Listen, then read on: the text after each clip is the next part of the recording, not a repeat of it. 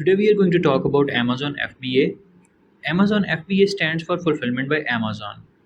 In FBA, it's Amazon's duty to handle your orders. Amazon have to pick, pack and ship the orders to the customers. The returns are also handled by Amazon. For this service, Amazon charges some charges from us which are different depending upon the product dimensional weight, gross weight and net weight, etc. Amazon charges around $39 subscription for 1 month on your seller account.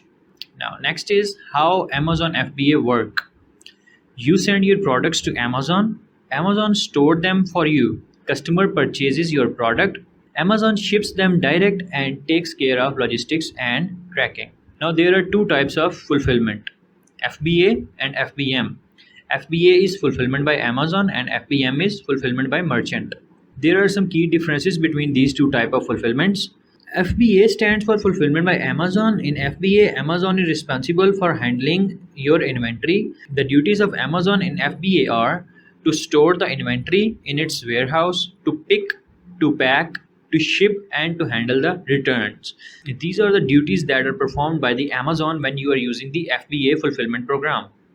Now, when you use FBM, FBM stands for Fulfillment by Merchant. So in this case, it is the responsibility of seller to handle the stock. Its duties are to store the inventory in your own warehouse, in the seller's warehouse, to pick, to pack, to ship, and to handle the returns as well. So these are the two fulfillment types, FBA and FBM, and I have explained you the key differences between FBA and FBM.